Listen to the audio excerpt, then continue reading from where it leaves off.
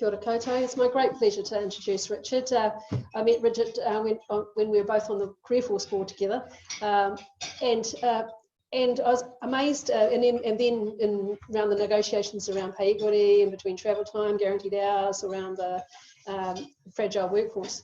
And what I was amazed about was his ability to command respect across with employers, with government, as well as with the union movement. And that was a realisation for some of our hardened employers, that you could actually sit down and have a conversation that was respectful and that moved towards resolution. And I think that's what I think he's going to talk about today. I hope so. I'll just introduce him, basically saying what's in the intro. He was elected NZCTU, Council of Trade Unions President in 2015. I think he's just been re-elected. He's also been one of the 2 national secretaries of the Public Service Association. He's a member of the ILO, the International Labour Organisation governing body, and the Committee for Freedom of Association. And he's also a member of the New Zealand Tripartite Future of Work Group, which is this body that is about government, employers and unions working together. He began working as a paid time union official in 1988 as a researcher. Then he became an organiser working in Auckland with PSA members in the health and disability sectors. He was then he moved into the PSA through National Operations Manager, and he took up the National Secretary role in PSA in 2000 and became CTU President in 2015. And the PSA is one of the New Zealand's largest trade unions with 75,000 members. So there's a fair bit of backing behind when he comes with a mandate. I'm really happy to introduce and to welcome Richard to talk to us. Thanks very much.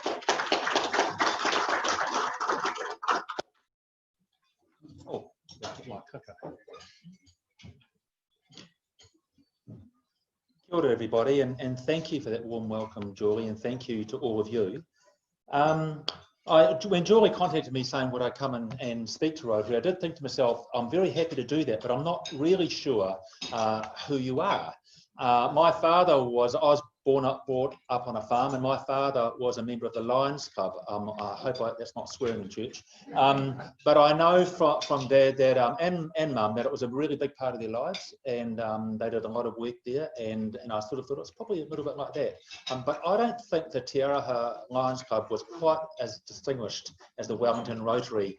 And so I hope my presentation is at the right level, and if it's not, let's get into some deeper conversation. But thank you again for having me. Really appreciate it. Now, first of all, I thought I'd start with what does the CTU do? Can I ask you to raise your hand if you have ever been a union member? Great. Okay, thank you. Well, quite a good portion of the room. Well, for those who haven't, or maybe those of you who don't know, the CTU is a peak body. We don't have any workers who are members of the CTU. We have unions who are members of the CTU, a bit like Business New Zealand has businesses that are members of business, and Federated Farmers, so we're the peak body for the union movement.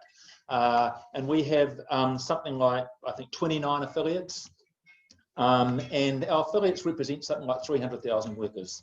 And the affiliates range from at one end in terms of scale, the Public Service Association, 70,000 members, E2, nurses and teachers and so on, and meat workers, right sort of at the other end of the spectrum, quite tiny unions like Actors Equity.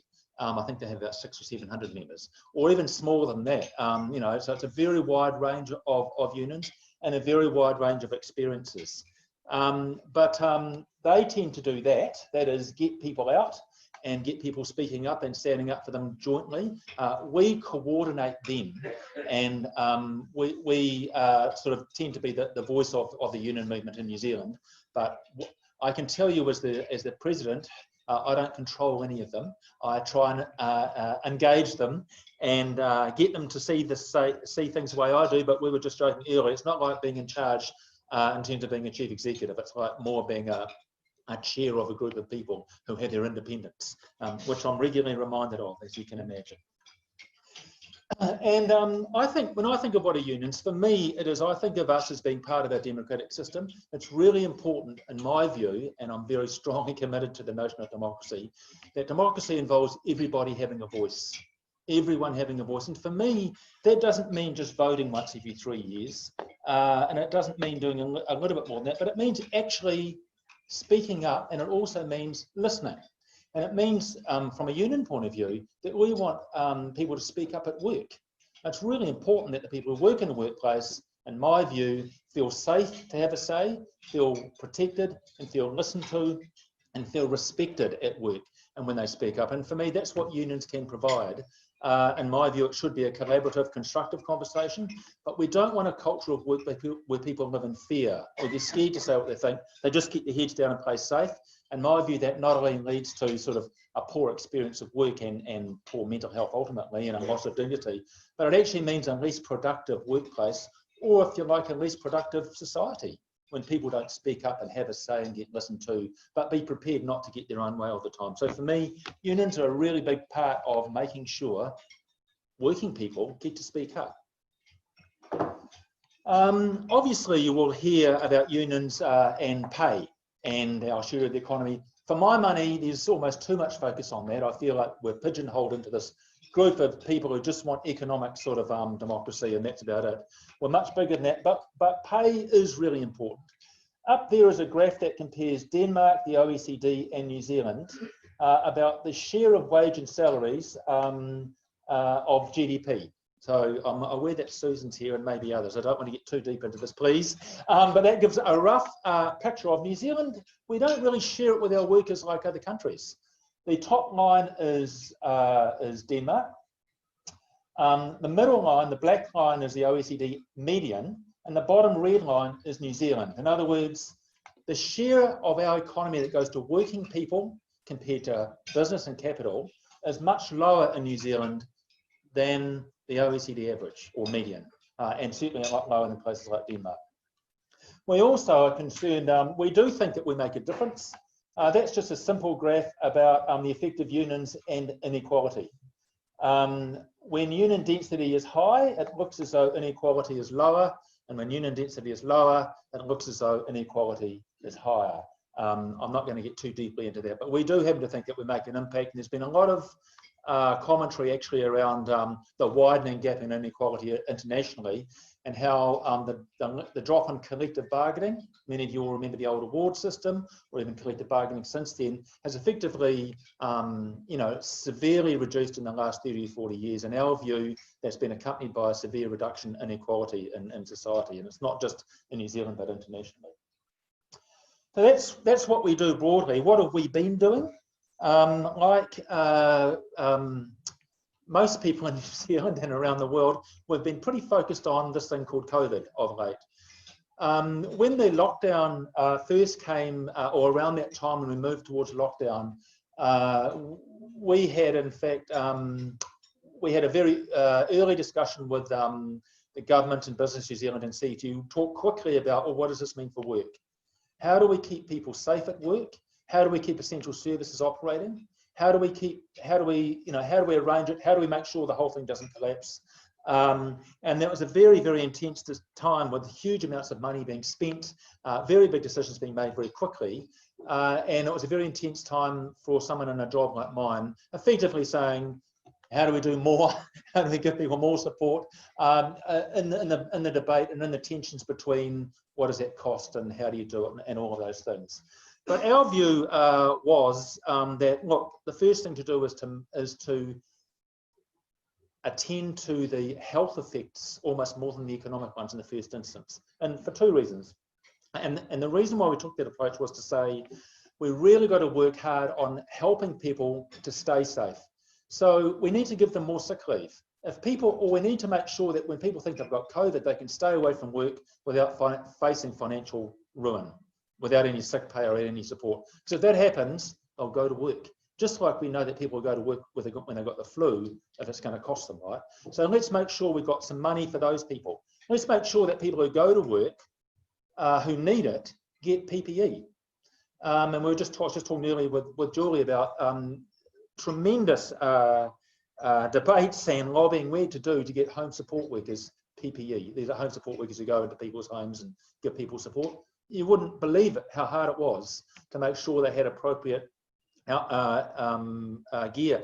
we actually threatened not to work, which you'd think of as a strike, but it wasn't because of money. It was because our members were incredibly concerned about going around houses and spreading the virus to the very people that they cared for the rest of their working lives. They thought they were going to be potentially having to wear the guilt of actually having spread the virus themselves. So there was it was a very, very intense time during lockdown. We also were very intense time around making sure people had social distancing at work, making sure if they're working at a fast food joint or a meatworks or whatever, there's all those different combinations. Every workplace was different, but that was our main concern, was health and safety, which is a huge issue for us. Pike River onwards especially, and that's an oil tanker we haven't turned around yet. We can talk more about that later.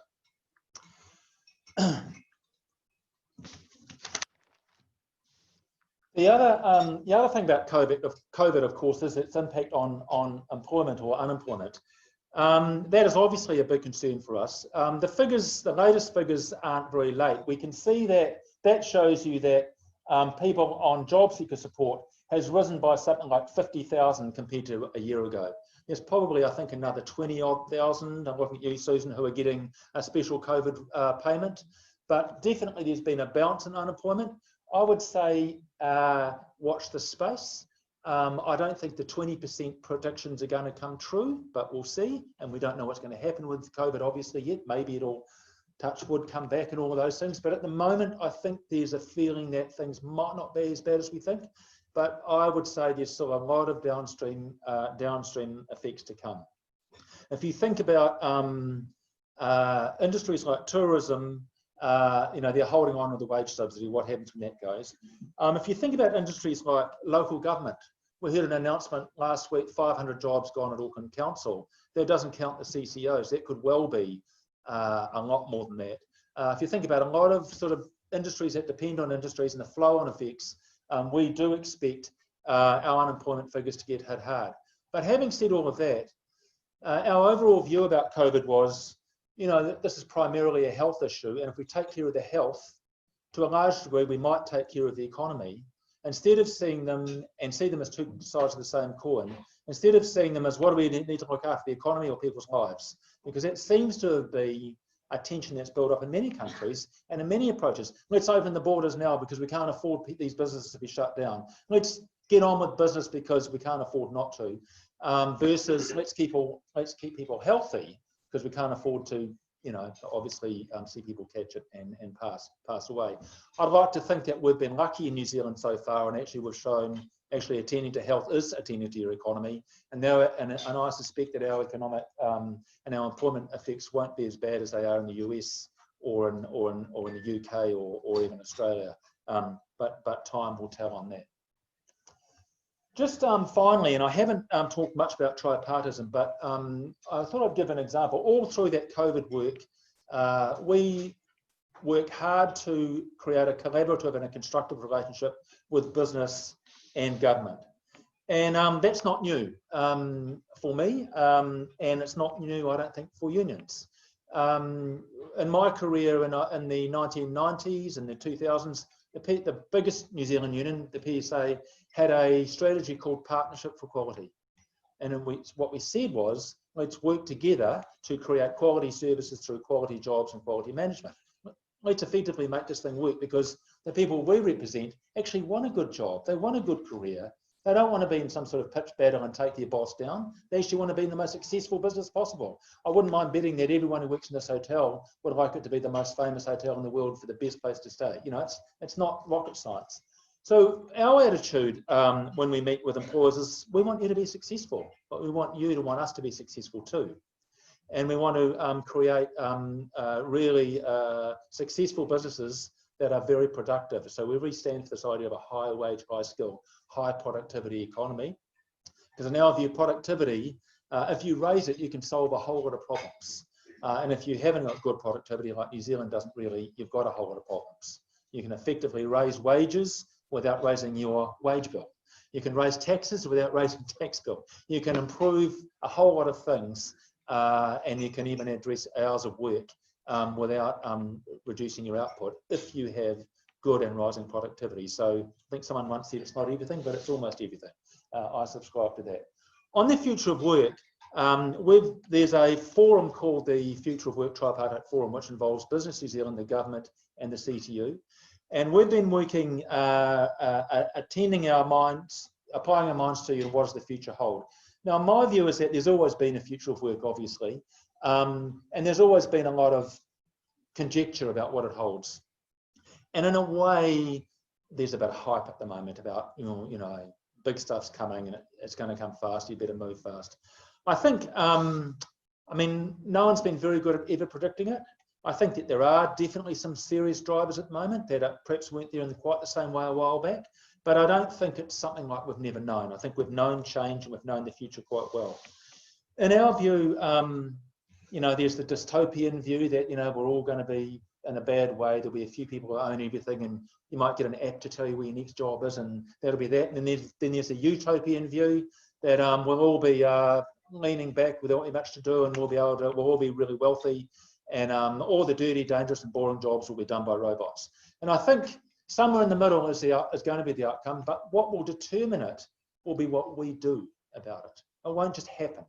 Our view is that we need to actively plan and design a future we want, rather than just letting things happen as they see fit, because that won't work in our interest, it'll work in somebody else's. We see the key drivers or core drivers for the future of work. One is technology, which sort of that image sort of looks at, and there are some great opportunities with new technology and some real threats. The opportunities are obviously the boring, dangerous, dirty work and the issues around productivity. The threats are things like surveillance and highly surveilled workforces and apps to hire and fire and all those things, and casualisations. Another big driver is climate change. There's no doubt in our minds that it is going to change the nature of society and how we organise and how we work. Another big driver is demographics. Some countries, like when you talk to the Japanese, they're like, this is great technology and all of this, because we haven't got enough people to do the work. Hopefully the future of work will dramatically change all of that. And of course, there's globalisation, and we've just seen one impact of that, COVID, but there's also financial globalisation impacts too. So amongst all of those things, there's some really big drivers. We don't know for sure where it will land. What we're working on in the Future of Work Forum is on the issue of technology. And what we're trying to do is make sure that it's brought in a useful and a socially supportive way, and that we have the skills and the training to do it. We're also really interested in this whole issue of support for displaced workers, because in our view, we need to do change differently. What we can't afford is as what we actually have in New Zealand currently, is a situation where we actually have one of the highest job turnovers in the world, which might surprise you. One of the highest job turnovers in the world, we're in the top 2 or 3, alongside the Scandinavians. But the difference is, for the Scandinavians, they have flex security and they have huge amount of support if you lose your job.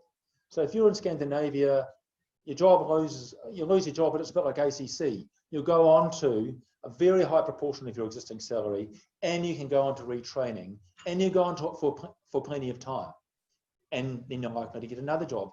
In New Zealand, you go off a cliff down onto the benefit system, which is pretty measly.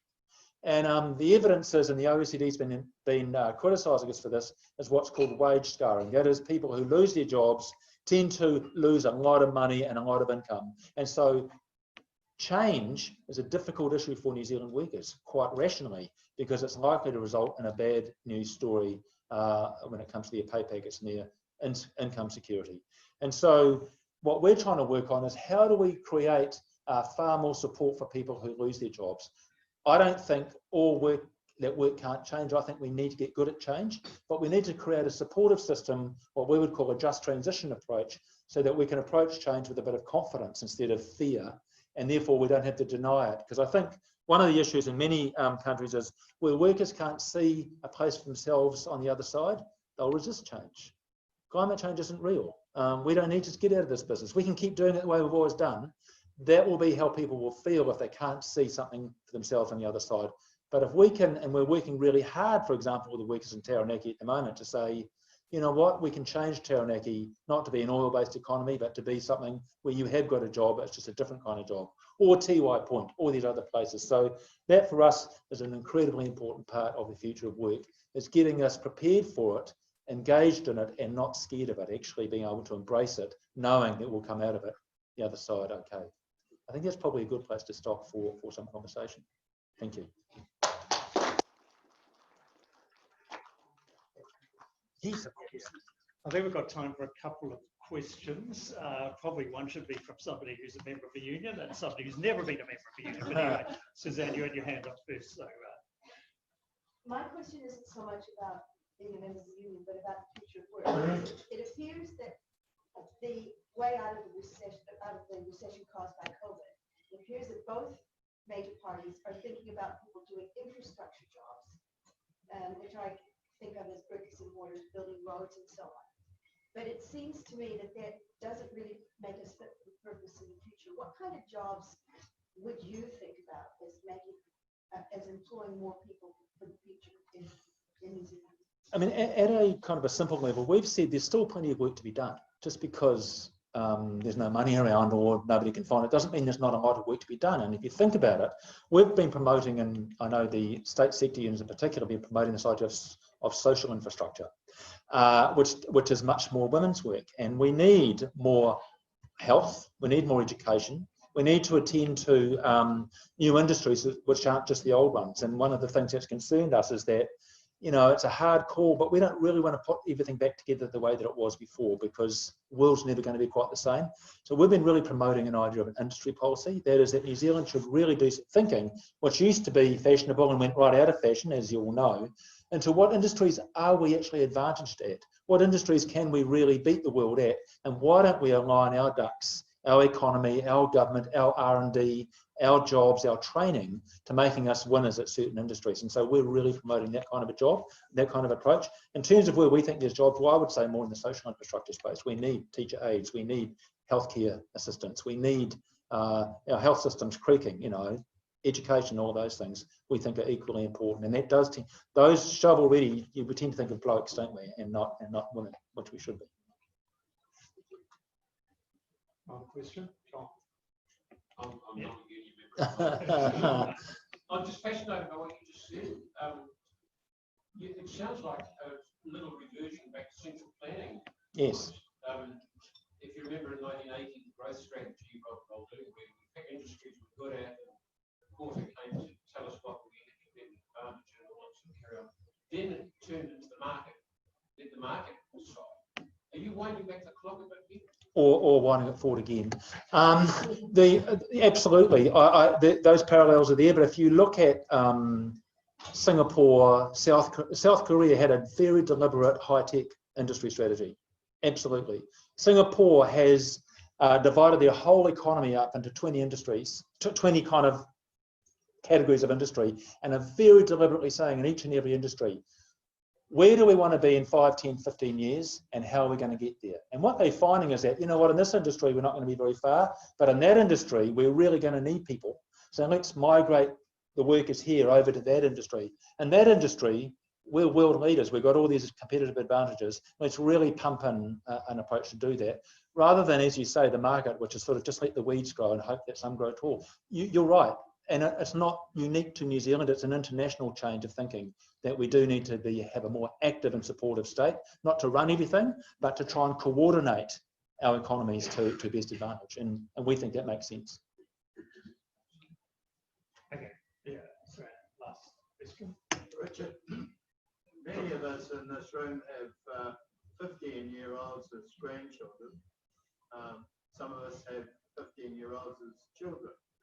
Would you be willing to say what advice you would give a 15-year-old today about a career that they should try, or the career options they should look out for in the New Zealand of the 2030s? That's a hard question. I'm a parent too, and I found myself saying to my kids, do you really need to go to university? Why don't you get a trade? Because I know that you know, there's good reliable income, but of course an education is priceless, and I know that they're pleased they didn't take up my suggestion. I think I mean, my view is that the world is going to change to be a lower carbon world. That those we know that the health has got a huge future. You know, education's got a huge future. I would say low carbon industries will have a huge future.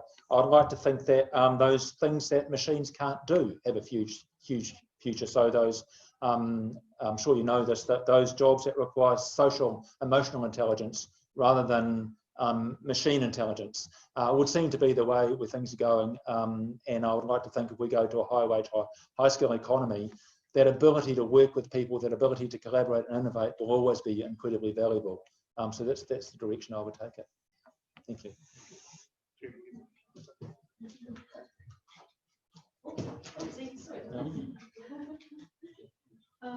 As per usual, Rich, every time I hear you talking, I go, I agree. And I think it's just because you're prepared to put it out there and just say, well, this is where I'm at, this is my stick. You know, come and have the conversation. I think that's where the real strength has come between that Tripartite group. So thank you very much for coming to Rotary Club of Wellington. And thank you very much. Thanks very much. Thanks.